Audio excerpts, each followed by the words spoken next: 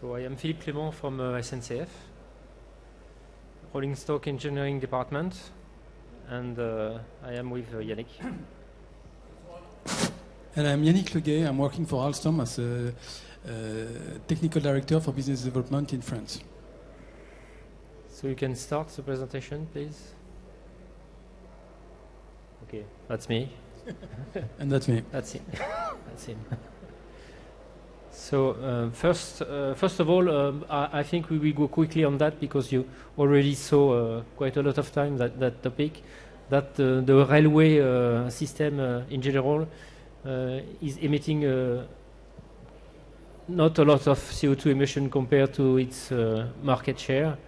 So in France, it's 0.3% of CO2 emission from transport sector, but almost around 10% of the market share. Just one point here I wanted to notice for the airplane sector. In fact, we should double the emission because it's just take into account the CO2 consumption and not, for example, the consumption trails, and we know that it has an impact also on the global warming. For the road sector, at the moment in France, they take zero CO2 emission for electric vehicles, so it's wrong also. So please next. So why this sector railway sector is so efficient? In fact, it is because we have the physical laws in our favor. The wheel rail contact is very efficient. We have also a very efficient aerodynamic system, and we have from the beginning a very huge load capacity. And in the past, they knew that they needed only one horse to run a coach on a rail compared to 12 on the road, so it's very efficient. And this system is already very electrified, transporting a lot of goods and passengers with a very small amount of trains, so it's energy efficient and also material efficient. So why do we need to decarbonize? If you see that, you can wonder. So the answer is there. The CO2 emission is linked to many parameters. You have them in the equation above, and we know that from the studies which have been made, all the levers must be activated to reach carbon neutrality in 2050. It means that we have to shift a part of the transportation from road to rail. And also we have in France quite a large amount of lines which are not electrified, and also for regional trains, half of them have a diesel engine, and all of that is emitting almost all the CO2 emissions from the regional trains. So for all of that, we want to increase our market share. We have a large amount of non-electrified lines using diesel. We know that we need to decarbonize this to reach the goals of neutrality in France. And there is also one other point is the air quality. With diesel, we are emitting NOx and PMs, and this is also a concern. So next. Thank you. So what are the solutions from the point of view of SNCF? So we can still decide to continue with the combustion engine and try to feed them with more sustainable fuels like B100, it's biofuel 100. So it's issued from rapeseed, as you see in the picture, but there are also other options we have studied. So in France we are testing in real trains the biofuel, and we are studying the other options. And on the right of the screen you have what is also possible to do is to go to hybrid trains, battery trains, hydrogen trains, and you will see all these options with Yannick just after that. I would like to mention that these solutions are developed with a region in France, and especially with one very engaged region in that topic is the region of Occitanie, where we are today. And they are very active on this topic. So you see, I put the CO2 emission of all energy alternative we have. So the beginning is conventional fuel is the number under the combustion engine, and over there you have some numbers, some figures, and some of them are under discussions, and we of course they will have some changes, especially in the hydrogen, which is quite new, and we are wondering about the real CO2 emission of hydrogen, according to where you are producing them and how. So this is my last slide. It's just to say that this is not only a CO2 topic. When we want to change the energy, of course there is the environmental impact, but we need solutions that are on the market, so available, with the good performances, expected performances, and we know that we will have to change the way we operate trains, so we have to adapt all of that. Of course, there is a question of cost, how much we have to invest, and how much will cost the maintenance of the train, for example.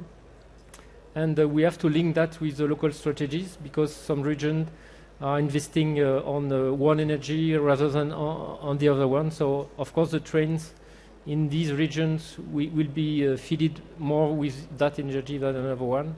And there is also the question of employment generated by all of that. So I let the floor to Yannick now. Thank you.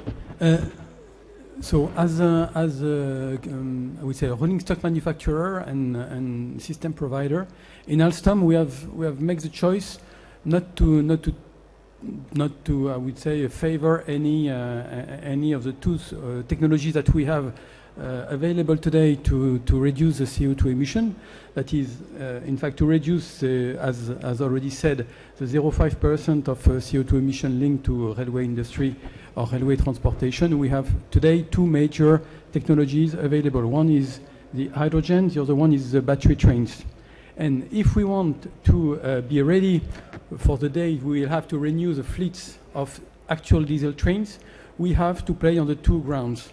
We have to not favor any technology, but to be ready to demonstrate the ability of the two technologies to replace tomorrow the diesel train. So we have launched projects, and we started with the very first one was the Highland, which was the first train running with hydrogen. So the hydrogen Highland was put into service in 2018.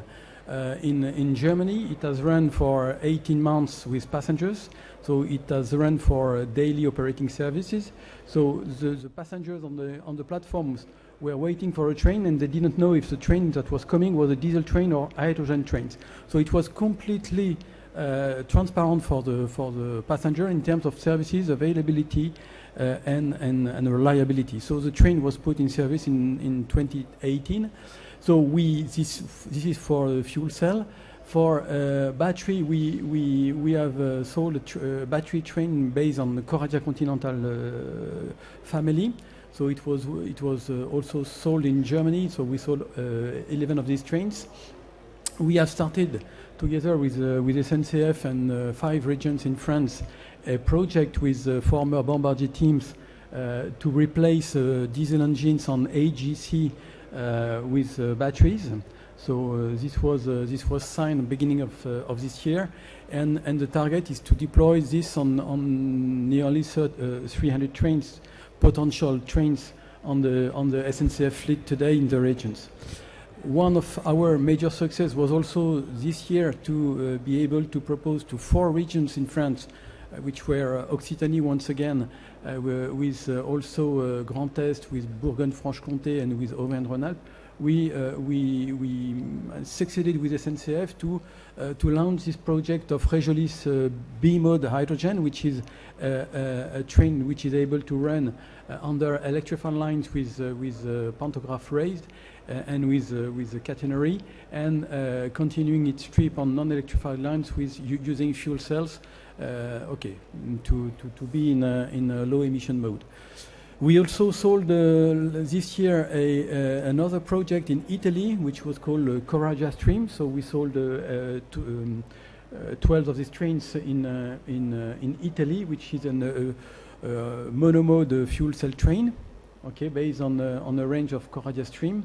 And more recently, we succeeded to step forward in the Eversholt program, which is to retrofit trains in the UK, in Scotland, to be able to propose to a leaser to transform former electric trains in fuel cell mode trains to run on non-electrified lines.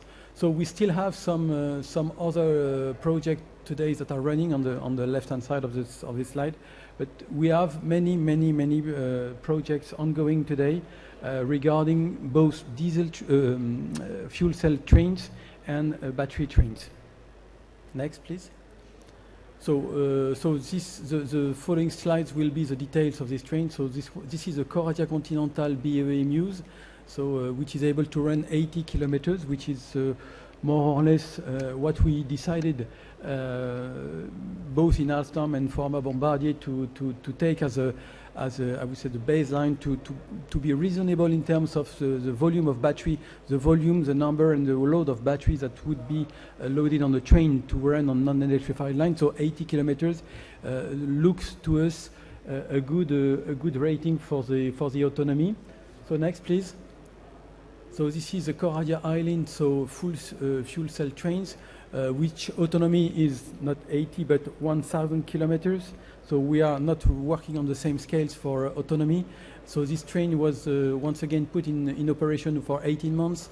It has been sold to LMVG and to RMV in Germany. So we have 41 of these trains already sold. So you see in the pictures the fuel cell refueling stations that are under constructions. The train will be delivered beginning of next year, around between April and March next year. Next slide, please. The Coradia Stream in Italy will be delivered also for the first one in 2022 for the test. It will be in operation in 36 months. So this is a 6+8 options. Next, please. This is a Coradia Polyvalent, so once again a B-mode train with electrical and fuel cell. It will be built in Reichshofen, the site that has been sold recently which is about to be sold to the CAF. The project has been signed, but Alstom will still be present because we will be Alstom responsible to make it run and to make it a success for the regions and for SNCF. So the planning is to have this train in validation in 2023 and in operation by the end of 2025. Next slide, please. So this is the AGC battery. So this was signed by XBT before the conversion of the two companies was done beginning of this year. So this train will be in operation in 2024, and the first train will be retrofitted in Crépin by spring next year. Next, please. So for the AGC, so we have 5 regions and 5 trains. So we'll have 1 train for each region to run the test before going to the deployment phase. And last is what we already mentioned. It was the project of Aventra in Scotland, where the leaser, which is called Eversholt, proposed to us to modify the electrical trains to be fitted with fuel cell modules to make them available to run on non-electrified lines. So as you see, we have many projects, and we are once again working on the 2 solutions because we think that each solution, battery and fuel cell, will have their own, I would say, pertinent zone, and it would be, for us, it's much more easier to explain that we have the 2 solutions, so we do not favor anyone. So depending on each application case, in fact, we can choose the one or the other, and the worst thing will be to push for one technology which is not well adapted to the use case. We prefer to have the two solutions available and to propose the best use for the technology. Thank you for your attention.